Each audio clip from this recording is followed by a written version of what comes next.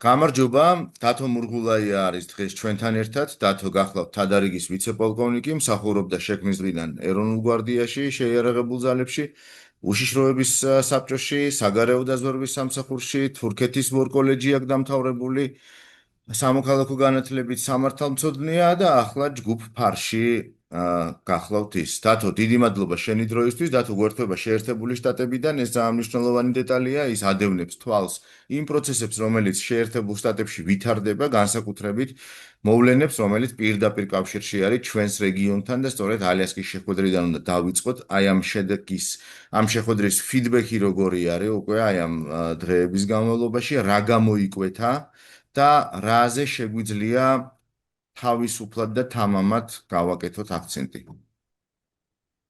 გამარჯობა, გიორგი, მივესალმები ჩვენს მსმენელს. დავიწყოთ ალიასკიდან. კი ბატონო, ალიასკის შეხვედრა შეიძლება ახალ ათვლის წერტილად ჩაითვალოს მსოფლიოში მიმდინარე პროცესებში და კერძოდ ევროპაში მიმდინარე ომში და საერთოდ სხვა გეოსტრატეგიული თვალსაზრისით. რა მოხდა ალიასკაში? ალიასკაში ის, რასაც წერენ პრესაში და ახასიათებენ ზეცართავის სახელებით და ასე შემდეგ, ეს ცოტა მარტივი კუთხის დანახვა და საინფორმაციო ომის ნაწილია და იმის ნაწილია, რაც ჟურნალისტიკას ახასიათებს პრობლემის არა პირდაპირი, არა რენტგენული ხედვისგან გამომდინარე, იმიტომ რომ მათ არ აქვთ ბოლომდე გამოცდილება იმისი, თუ რა უნდა დაინახონ პროცესებში. ვინაიდან ძალიან ბევრი იყო მასალა, ხალხი დაიბნა და გაურკვევლობაში იმყოფებოდნენ რა მოხდა ალიასკაში. ალიასკაში უბრალოდ ამერიკის ადმინისტრაციამ პუტინს მიცა შანსი. აი წარმოიდგინეთ, ალიასკაში პუტინს რო ეთქვა, რომ კარგით გავაჩეროთ ცეცხლი ხაზზე, რომელიც დღეს შეხების ხაზია უკრაინის ფრონტზე და რა მოხდებოდა ამის მერე? ამის მერე ამერიკის ადმინისტრაცია იძულებული იქნებოდა დაეწყოს სხვა პროცესები, დაეწყოს საუბარი სანქციების მოხსნაზე და რუსეთის დაბრუნებაზე ზოგიერთ ბაზრებზე და ასე შემდეგ. მაგრამ პუტინმა აქაც შეცდომა დაუშვა. ანუ გასტომელის ოპერაციის შემდეგ ომი უკრაინასთან რაციონალურით დაიწყო თითქოს პუტინმა და უკრაინას თუ აიხებდა და ის სადაზვერო მონაცემები, რაც მას ჰქონდა, რომ მას დახვდებოდნენ პულით და მარილით იქ და უკრაინული ვიშივაკით ხელში, მივიდოდა იქამდე, რომ უკრაინა რუსულ ორბიტაზე იქნებოდა, ბელორუსი რუსულ ორბიტაზე იქნებოდა და პუტინი სხვანაირ თამაშს თავაზებდა ევროპას და სხვა რაღაცებს მოითხოვდა. რა გამოიკვეთა, დათო? რა გვაქვს დღეს რეალურად, რა სურათია? ომის დაწყებიდან აი 3 წლის თავზე, ხო? ანუ პრაქტიკულად მე-4 წელი მოვა მალე. გვაქვს შემდეგი სურათი. გაირკვა ყველაფერი რუსეთთან დამოკიდებულებაში. მერე ჩამოვიდნენ ევროპელები ვაშინგტონში, ზელენსკისთან ერთად. იქაც გაირკვა ყველაფერი. ამერიკის ადმინისტრაციამ პირდაპირ დასვა ამოცანები, რომელიც უნდა შეასრულოს ევროპამ. რა ამოცანებია ეს? ფინანსური უზრუნველყოფა. პირველ რიგში ფინანსური უზრუნველყოფა უკრაინის მხარდაჭერისა და ამერიკამ მზად არის მიყიდოს შეიარაღება და მიყიდოს აღჭურვილობა და თუ საჭირო გახდა და თუ სამშვიდობო კომპონენტით დახმარებას დაიწყებს ევროპა, მისი საჰაერო უსაფრთხოება. მორჩა, ამის იქით ყველაფერი არის საინფორმაციო ომისა და დიპლომატიური უტოლობა განტოლებების საგნები. ეს არის ცნობილი ფაქტია, რომ ევროპა შეიძენს ამერიკისგან უკრაინისთვის ამ შეიარაღებას. და პროცესი გაგრძელდება. ვლადიმერ პუტინს არ შეუძლია ომის შეჩერება. ის ხელისუფლებას დაკარგავს, ანუ ძალაუფლებაში ვეღარ დარჩება. ეხლა ერთი ხელის მოსმით რო შეაჩეროს საბრძოლო მოქმედებები, ის ფაქტიურად აგებს ომს. დასმული ამოცანა ვერ შეასრულა, მეორადი დასმული ამოცანა თავის შეერაგებისადმი არ შესრულდა და სადღაც უკრაინელების კონტრშეტევის შემდეგ 2023 წელს რაც მოხდა და განთავისუფლდა ხარკოვის ოლქი და წინ წაიწიეს და ხერსონიდან გადავლეს, იმის მერე 1%-ზე არის წინაწაწეული. აქ ეხლა საკითხი დგება შემდეგნაირად. სად უჭირს უკრაინას და როგორ უნდა დაეხმარონ მას? საბრძოლო კომპონენტი არის სულთად უკრაინული თემა და გაწევა. ჩვენ სადღაც ერთვის მონაცემებით იყო ესე ცნობილი, რომ ღია წყაროებში წერებოდა ამაზე, რომ გაწევა სადღაც 10,000 კაცია თვეში უკრაინაში, რეკრუტიზაციის პროცესი და 30,000 რუსეთში. ისინი უსწრებდნენ და დღესაც უსწრებენ, იმიტომ რომ მეტი რესურსი აქვს, გასაგებია დიდი ქვეყანაა. მაგრამ მნიშვნელოვანი მომენტია ერთი რამ. 2022 წლიდან 2024 წლის ჩათვლით რუსეთში რეკრუტირების პირველადი თანხა, რომელსაც აძლევდნენ კონტრაქტის მოწერასთან, იმავდროულად იყო 60,000 რუსული რუბლი. დღეს კონტრაქტზე ვინც მიდის 1,5 მილიონიდან 2,5 მილიონამდე თამაშობს რეგიონების მიხედვით. ხვდებით რამხელა პრობლემა აქვს რუსეთს სოციალური ძალის? ის დიდ დანაკარგებს განიცდის, მაგრამ წავიდნენ ამ ფინანსურ რისკზე. ასე რომ დღეს იმის საშიშროება, რომ უკრაინაში ფრონტი ჩამოიშლება, რუსეთი წარმატებას მიაღწევს, აბსოლუტურად მოხსნილი და გამორიცხულია. ეს უფრო საინფორმაციო ველში ეხლა გამოჩენამ ახალი ინფორმაციისა, რომელიც ტრამპმა პირდაპირ განკარგულება გასცა და 3,000 მეტი რაკეტა გადაეცემა უკრაინას პირველ ეტაპზე 1,000 ოდენობით, ეს უკვე დღეს გახდა ცნობილი, პირველ ეტაპზე 1,000 რაკეტა წავა, რომელიც 400-დან 450 კილომეტრამდე სიღრმეში, ეს არის სწრაფი, ხარისხიანი იაფი წარმოებაში რაკეტები, რომელსაც წინააღმდეგობას ვერ გაუწევს რუსული ელექტრონული ბრძოლის საშუალებები, რასაც მარტივად უწევდნენ აქამდე არსებულ GPS-ზე დამოკიდებულ რაკეტებს. აქ დამიზნების სხვა სისტემებია საერთოდ. ეს პირდაპირ ცვლის პლუს ამას დამატებული უკრაინული წარმოების რაკეტები, რომელსაც ადგილზე აწარმოებენ ისინი. რაღაც ეტაპზე, რამოდენიმე თვეში პანიკაზე დადგებიან. საჰაერო უსაფრთხოების თვალსაზრისით. უკრაინა და რუსეთი. ასე რომ პროცესი გრძელდება. რატო რა მოლოდინებია? ეხა ცნობილია ყველასთვის, პირობითი ჟურნალისტებისთვის, რომ აგერ ყველაფრისთვის მზად არის ოფიციალური კიევი, ანუ ნებისმიერი შეხვედრისთვის ლიდერების დონეზე, ნებისმიერ ფორმატში და ნებისმიერ გეოგრაფიულ არეალში. ესეთი განცხადება გააკეთა უკრაინის საგარეო უწყების ოფიციალურმა წარმომადგენელმა. რა მოლოდინები გვაქვს საერთოდ პირველ რიგში ომთან დაკავშირებით? შეინაღნიშნე, რომ რუსეთს ომის დამთავრება პუტინს ძალიან ძვირი დაუждდება და მას ეს არ სურს, მაგრამ ომის დამთავრება რა თქმა უნდა სურს უკრაინას, ხო? რა მოლოდინები არსებობს საბოლოო ჯამში, სადამდე შესაძლოა რომ გაგრძელდეს ეს ომი, სადამდე შეიძლება რომ წავიდეს პროცესი და რა პირობებში უნდა დამთავრდეს. მე ამის შემდეგ რა თქმა უნდა კითხვა მიმყავს მთლიანად რეგიონისკენ და შავი ზღვის უსაფრთხოებისკენ, მაგრამ აი ამითი დავიწყოთ. კი ბატონო, ომი ვერ გაჩერდება. ომი ხდებით ცეცხლის შეწყვეტის გარეშე ომი ვერ გაჩერდება. დღეს ამერიკის ადმინისტრაციამ ულტიმატუმი წაუყენა თაფლაკვერისა და მათრახის პრინციპით მუშაობენ რუსეთთან და დღეს ულტიმატუმი წაუყენა, რომ არა, ცეცხლი კი არ უნდა შევწყვიტოთ. სამშვიდობო მოლაპარაკება უნდა დავიწყოთ, ზავის მოლაპარაკება უნდა დავიწყოთ. მაგრამ ტექნიკური შესრულებით ეს წარმოუდგენელია. ჯერ ცეცხლი უნდა შეჩერდეს და მერე უნდა მოხდეს ეს ყველაფერი. ასე რომ ეს არის დაპირისპირების დიპლომატიური ომის სიბრწყე, რომელიც გაგრძელდება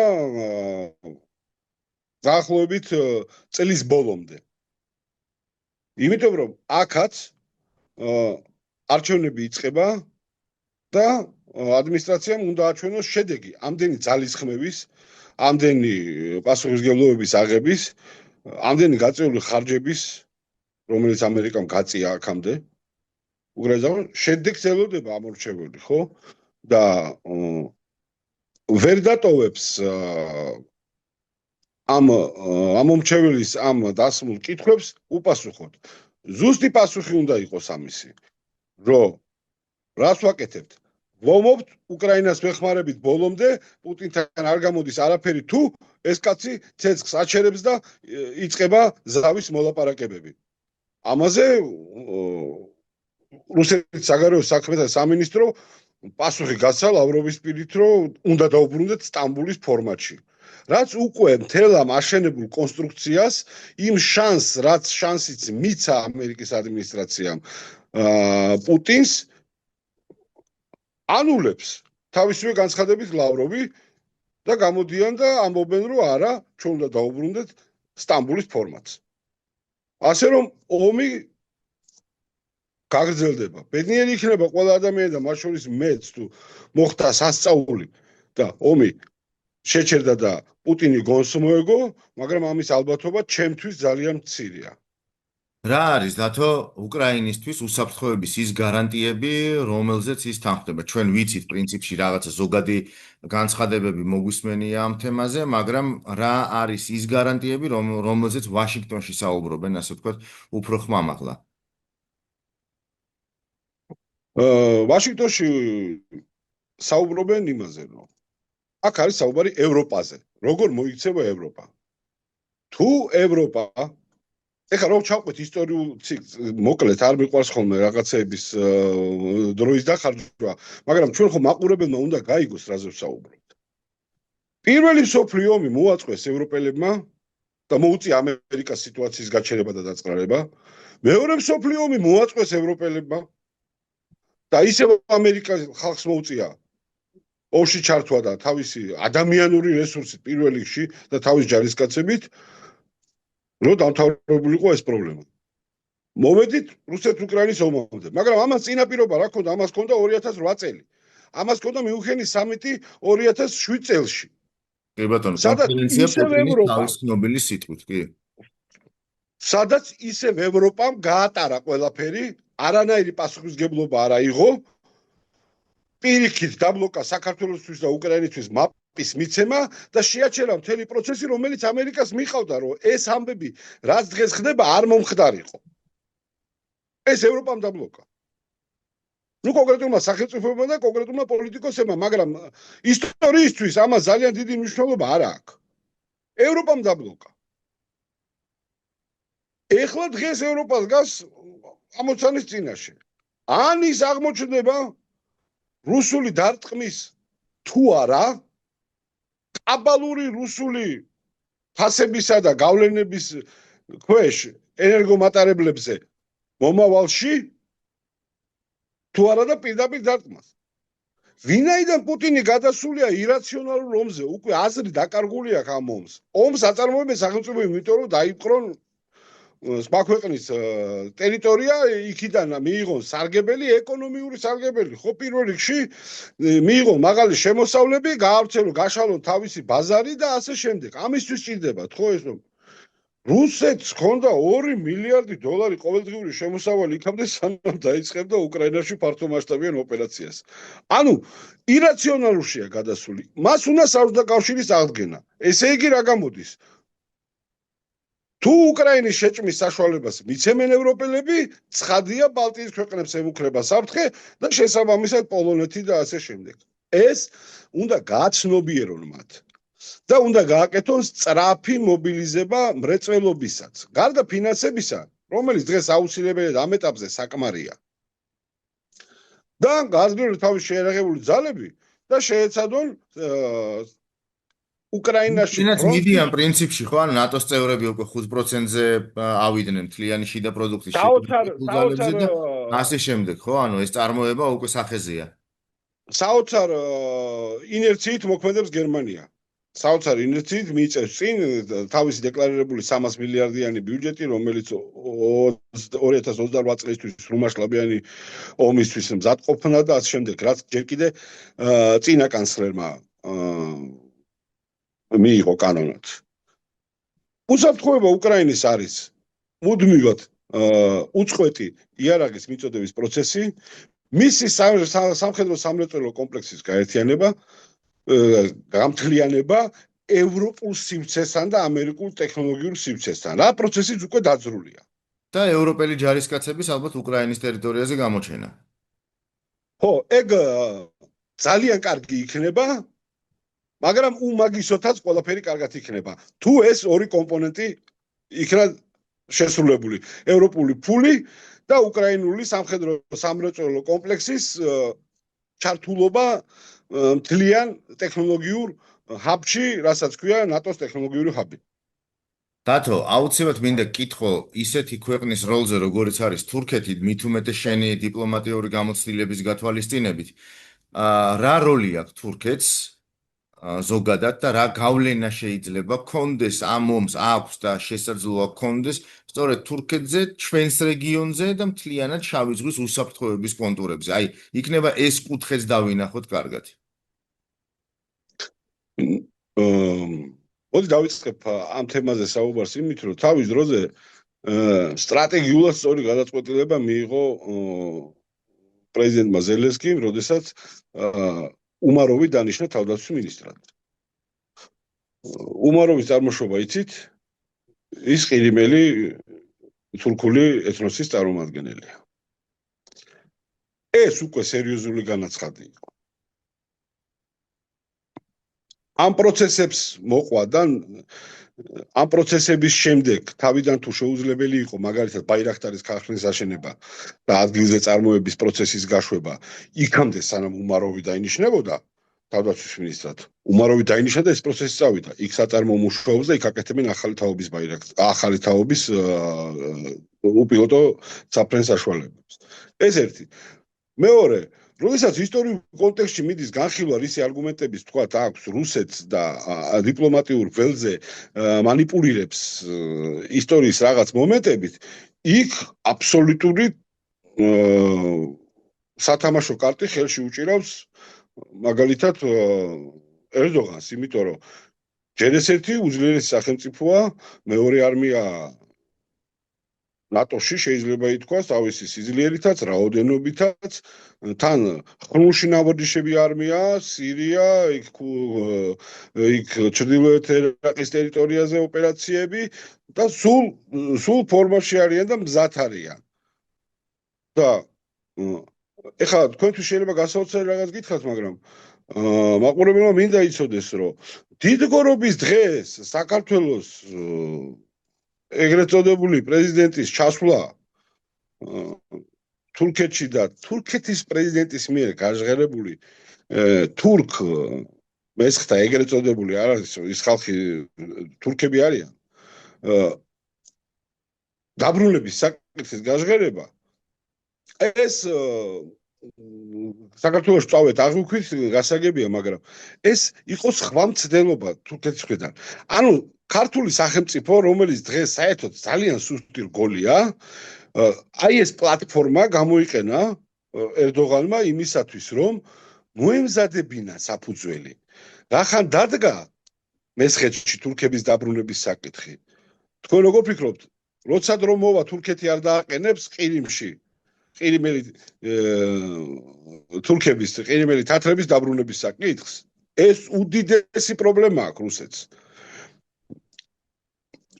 ურთიერთობაში თურქეთთან. ამიტომ თურქეთის ინტერესი, როგორც სამხედრო სტრატეგია და ეს წინ გამოწეული ის არ ჭირდება შავ ზღვაში, ასე ვთქვათ, ავიამზიდი ყირიმზე პირობითად როგორც ამბობენ ხოლმე, თურქეთი საკმაოდ ძლიერად არის შავ ზღვაში წარმოდგენილი. თურქეთი აწარმოებს პატარა წყალწვის დიზელის წყალქვეშა ნავებს, რომლებიც სერიოზულად არის და აქ სულ რაღაც 2 კვირის წინ კინაღამ სამხედრო კონფრონტაცია მოხდა რუსული ტანკერის შეჩერების მერე რუსული ხომალდები და თურქული სამხედრო ხომალდები ერთმანეთს 200 მეტრით მივახოლდნენ და გამაფრთხილებელ ისინი ჰქონდათ გზავნილები ერთმანეთის მიმართ. აი ზღვარზე იყო ყველაფერი. ანუ თურქეთი არ ხუმრობს, თურქეთი შავ ზღვას არ დათმობს, თურქეთი ნატოს სახელმწიფოა, ამაში მას მხარს დაუჭერს ნატო და თურქეთს თავისი ინტერესები აქვს ყირიმში. ჯერ საკუთარი უსაფრთხოებისა, იმიტომ რომ მანძილი სარაკეტო მანძილია ყირიმიდან თურქეთამდე. ჩვეულებრივი საშუალო სიშორის რაკეტის მანძილია. ასე რომ თურქეთს მილიონი არგუმენტი აქვს, რათა თავისი ხაზი, რომელსაც ის ატარებს თურქული ხალხების შეკრების ერთ ეკონომიურ სივრცეში ხაზი, რასაც წარმატებით ახსენებს შუა აზიის ქვეყნებში და აზერბაიჯანის მაგალითზე მან აჩვენა როგორ შეუძლია გვერდზე დგომა თავისი სისხლისმიერი ძმებისა, ის სერიოზული მოთამაშეა შავი ზღვის უსაფრთხოების საკითხში და აქედან გამომდინარე პირდაპირ გავლენები აქვს უკრაინაში მიმდინარე ფრონტზე. თავის ტექნოლოგიური გაცვლებით და თავისი თუ გნებავთ თუ ევროპამ გაბედა და სამშვიდობო ქვედანაყოფები, ეგრეთ წოდებული კონტინგენტი შეიყვანა უკრაინაში დასახვევებლად, რასაც მთელი ევროპა შეიყვანს, თურქეთს შეუძლია მარტო თვითონ ერთი იმდენი შეიყვანოს. მარტივად შეუძლია თურქეთს დივიზია გადაისროლოს. არის ეს ამბავი მოსალოდნელი? თუ ევროპიდან რამოდენიმე სახელმწიფო აიღებს თავის თავზე, თურქეთის შეერთება პროცესში აუცილებლად და ისიც გადაისვრის მოზრდილ მათთან შედარებით მოზრდილ ქვედანაყოფს აუცილებლად უკრაინის ტერიტორიაზე. ამ ყველაფერს თავის მხრივ რა გავლენა აქვს უშუალოდ კავკასიაზე და კავკასიის სამხრეთზე, იმიტომ რომ ვაშინგტონში შეხვდნენ ალიევი და ფაშინიანი, გასაგებია თურქეთ-აზერბაიჯანზე შენც ისაუბრე ახლა, აი ეს ყველაფერი რა გავლენას ახდენს მთლიანად უკვე ჩვენ რეგიონზე, არა მხოლოდ შავი ზღვის კონტექსტში, თუმცა ცხადია პირველ რიგში შავი ზღვის და უფრო კონკრეტულად კავკასიაზე. კავკასიის თეატრი პოლიტიკური მოქმედებებისა შეჩერდა კავკასიის თეატრზე ომი აზერბაიჯანის წარმატების შემდეგ სომხეთმა დაინახა ის რომ დეკლარირებული ხელმოწერილი სამხედრო პარტნიორმა მას ხალი არ დაუჭირა და მან ომი წააგო. ანუ თურქეთი ისა რუსეთი როგორც მოთამაშე, როგორც კავკასიაში არის ძლიერი, მაგრამ როგორც პარტნიორი არ არის სანდო. ამაში დარწმუნდა სომხეთი. ვაშინგტონში ვიზიტამდე ფაშინიანს და ალიევს ჰქონდათ ვიზიტი ანკარაში და ერდოღანთან სამუშაო მაგდას დაძვნენ და გაიარეს ბევრი საკითხი და სომხეთი რომ უსაფრთხოდ გრძნობდეს თავს და დაცულობის შეგრძნება ჰქონდეს, ამიტომ წამოვიდნენ ისინი ამერიკაში, ამიტომ თხოვეს ტრამპს, რომ ჩართულიყო ამ პროცესში ზანგეზურის კორიდორის სახით, მისი მუდმივი ყოფნა თავის ინფრასტრუქტურული პროექტებით, რომ ის გარანტია ყოფილიყო, რომ რაიმე პროვოცირება არ მომხდარიყო ახალი რუსეთის მხრიდან და ეს კონფლიქტი არ გაღვივებულიყო. თუმცა რუსეთი ამას არ შეაჩერებს ამ ცდილობებს. იქამდეც კი, რომ რუსეთი კიდევ არაერთხელ შეეცდება სომხეთის შიდა პოლიტიკას ჩარევას. ფაშინიანის წინააღმდეგ. ახლა ზუსტად მივედით იქამდე, რასაც ქვია საქართველო. აი ეს მთელი პროცესი, რომელიც შავ ზღვას, ან პირველ რიგში რუსეთის აგრესიას უკრაინის წინააღმდეგ, შემდეგ სომხეთ-აზერბაიჯანის დაზავებას, უბრალოდ აი ამ მშვიდობისკენ გადადგმულ ძალიან დიდ ნაბიჯს. აი ეს ყველაფერი რა გავლენას ახდენს და როგორ ისახება საქართველოზე და საქართველოს შემთხვევაში რა პერსპექტივები ჩნდება, ან რა პერსპექტივები იხურება? მე საგარეო პოლიტიკის თვალსაზრისით საქართველოს დღეს მკვდარია. გითხარით კიდეც, რომ დღეს იმისთვის, რომ მომავალი დარტყმა და განაცხადი გაეკეთებინა თურქეთს ყირიმთან დაკავშირებით, რეპატრიანტების დაბრუნებასთან დაკავშირებით, მისი ძმების, მოსისხლე ძმების დაბრუნების დაკავშირებით ყირიმში, გამოყენებული იქნა ყველაზე სუსტი რგოლი. საქართველოს და მისი ეგრეთ წოდებული პრეზიდენტის ვიზიტი იქნა საჯაროდ ითქვა, რომ რეპატრიანტები უნდა დაბრუნდნენ. ხვდებით, აი საერთოდ ჩვენ ეს საგარეო თამაშიდან დღეს ამოვარდნილი ვართ. ანუ რაც არ უნდა კარგი პროცესები მოხდეს, ჩვენ ვიქნებით ნაწილობრივი ბენეფიციარები და მხოლოდ იმ ნაწილში, რა ნაწილიც დაჭირდებათ პარტნიორ ქვეყნებს. ჩვენ თუ ჩვენი მოთხოვნები არ წამოვაყენეთ და პროცესში, თამაში ჩვენი მოთხოვნებით არ შევედით, რომ მივიღოთ ჩვენი ბენეფიტები. ეს რომ გააკეთო, უნდა ქონდეს საგარეო პოლიტიკა. საგარეო პოლიტიკა რო აწარმოო, უნდა იყო დამოუკიდებელი სახელმწიფო. და დღეს ყავს ივანიშვილი, რუსული ხელისუფლება, FSB-ს მრჩევლები და პროცესი, რომელიც მიდის საქართველოში. ეს რაც შეეხება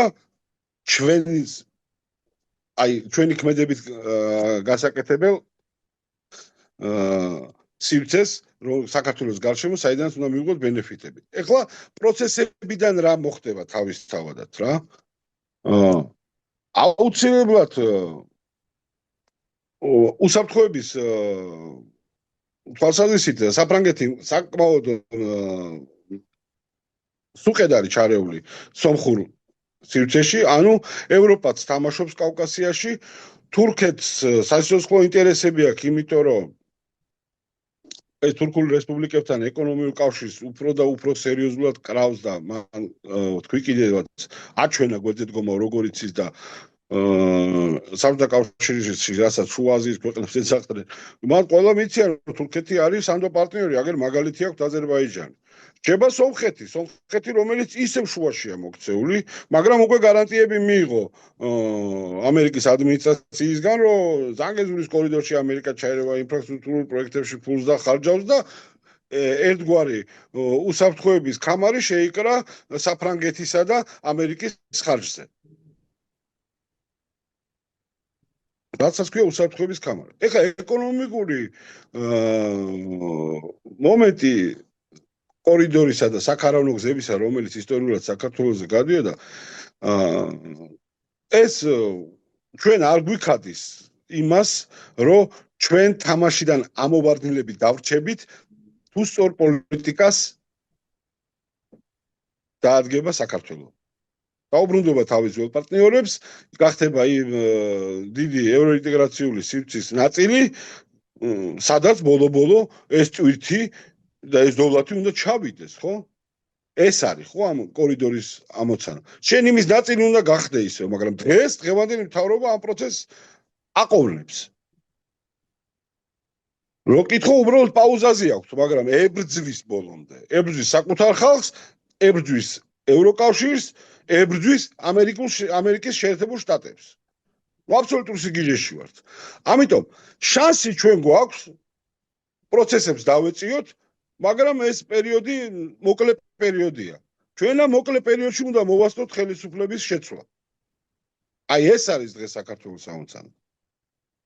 არჩევნებია წინ და ვნახოთ რა იქნება. რა დავით, კიდე ერთი კითხვა მაქვს. შენ თქვი რომ წლის ბოლომდე არ გონია რომ უკრაინაში ომი დასრულდეს, თუმცა ხო, პროგნოზების გაკეთება ძალიან რთულია და როგორც წესი უმადური საქმეა ხოლმე რა.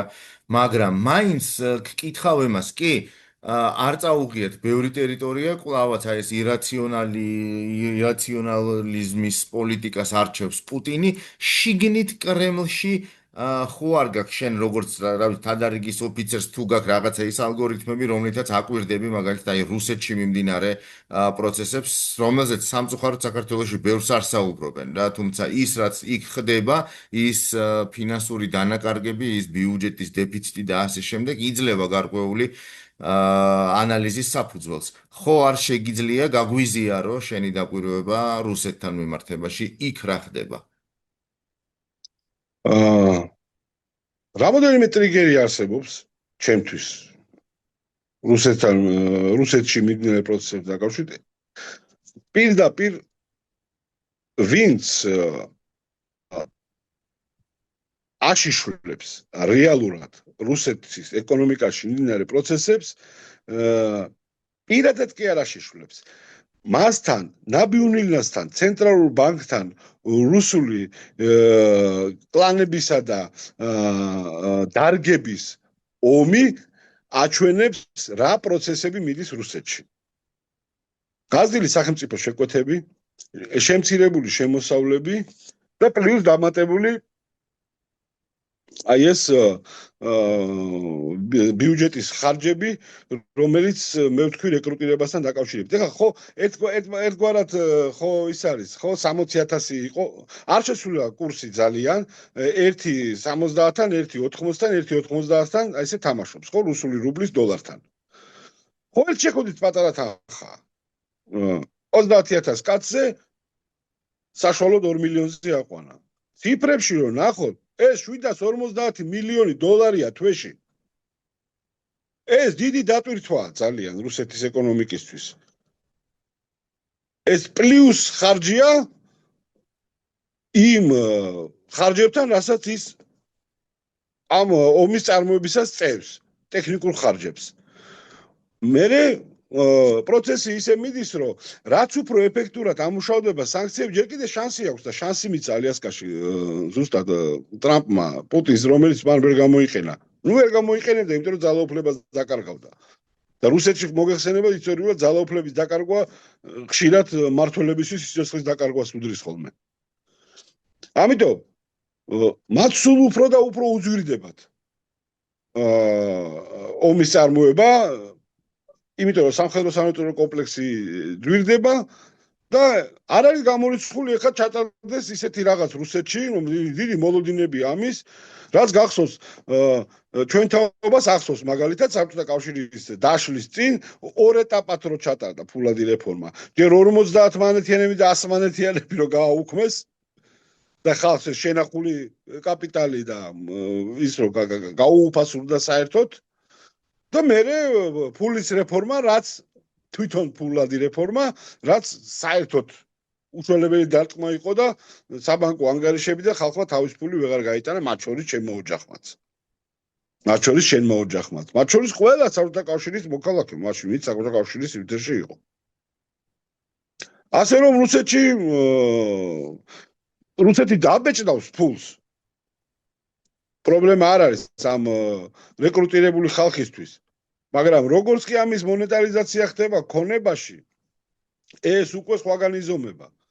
რუსეთს ისეთი მძიმე ფინანსური კრიზისი აქვს, რომ ამ ბოლო დროს ნაბიულინა ძალიან ეწინააღმდეგებოდა, მაგრამ მაინც გაიტანა ფინანსთა სამინისტრომ და ლავროვი და საგარეო საქმეთა სამინისტრო, ფინანსთა სამინისტრომ ჩინეთთან წარდგნენ წინადადებით, რომ ჩვენ გამოუშვებთ სახელმწიფო ობლიგაციებს თანხების მობილიზაციის მიზნით. მაგრამ უფლება მოგვეცით, რომ ეს სახელმწიფო ობლიგაციები გავყიდოთ იუანებში.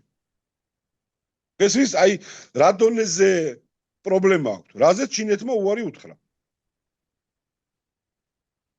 დათო, ძალიან დიდი მადლობა, მინდა გითხრა, ჩვენი დრო ამოიწურა პრინციპში და თუ 2 წუთში შეაჯამებ, იქნება შევაჯამოთ კიდევაც ჩვენი დღევანდელი საუბარი, რომ რა მოლოდინი გვაქვს ჩვენ ალიასკიდან მოყოლებული დღემდე, სადღაც აი 2 წუთში რო ჩაეტიო და რას ხედავ შენ პერსპექტიულად ამ მიმართებაში? კი ბატონო, მოლოდინი გვაქვს ის, რომ უკრაინის მხარდაჭერა იქნება უწყვეტი. მოთამაშეები თავის თავზე ვინ რას აიღებს, ეგს უკვე გარკვეულია. ამერიკა სრული მხარდაჭერით, შეიარაღების თვალსაზრისით მზად არის თავის ელექტორატთან რომ მართალი იყოს, პირიქით სამხედრო სამონიტრო კომპლექსი განვითარდება და ფინანსები დაბრუნდება ამერიკაში. მაგრამ სამხედრო ტექნოლოგიური თანამშრომლობა იქნება უწყვეტი და უკრაინის მხარდაჭერა იქნება უწყვეტი. ევროპის ნაწილში ევროპა მზად არის რომ ეს თანხები გაიღოს. ზელენსკიმ ტყუილა არ გააჟღერა პირველ ეტაპში საჭირო 100 მილიარდი. ციფრიც არის უკვე ნახსენები, რაც არის დასახარჯი უახლოეს თვეებში და ევროპა უნდა გამონახოს ძალები შიგნით, მან უნდა დაარწმუნოს თავისი მოქალაქეები, თავის შიდა პოლიტიკური ისტაბლიშმენტი, რომ მორჩა. ამერიკის მიერ უზრუნველყოფილი მშვიდობა ევროპაში მორჩა. ჩვენ უნდა მივხედოთ ჩვენ თავს. და ხაზგასმით აღსანიშნავი რაც არის. მაკრონმა რაც თქვა ევროპელი ლიდერების სახელით ვაშინგტონში. უკრაინის უსაფრთხოება ევროპის უსაფრთხოებაა. დღეს ვართ ამ ნიშნულზე გაჩერებული, პროცესი მიდის კარგად, ტემპი კარგია, წარმატება მინდა და მხნეობა მინდა უსურო უკრაინელ ხალხს, რომელიც არა მარტო ევროპისათვის, არა მარტო მსოფლიო უსაფრთხოებისათვის, აგრეთვე საქართველოს მომავლისათვის იბრძვის. მადლობა ჩვენ ქართველ თანამემამულეებს, ჩვენ ძმებს, ჩვენ ვეტერანებს, ყოფილ სამხედროებს, რომლებიც უკრაინაში იბრძვიან ჩვენი მტრის წინააღმდეგ. დათო, დიდი მადლობა. დათო მურღულაია, თადარიგის ვიცე-პოლკოვნიკი, სამხედრო დიპლომატი იყო ჩვენთან ერთად. ვაშინგტონიდან გვერდებოდა ის და გაგვიზიარა თავისი ხედვა, თავისი შეფასებები ის თუ ალიასკიდან დღემდე მოყოლებული პროცესები როგორ ვითარდება არა მხოლოდ მსოფლიოში, არამედ კონკრეტულად ჩვენს რეგიონში. დათო, დიდი მადლობა და წარმატებები. კარგად, გიორგი, მადლობთ, რომ მომეცით შესწავლება გავსაუბრებოდი ქართულ მსმენელს და მაყურებელს.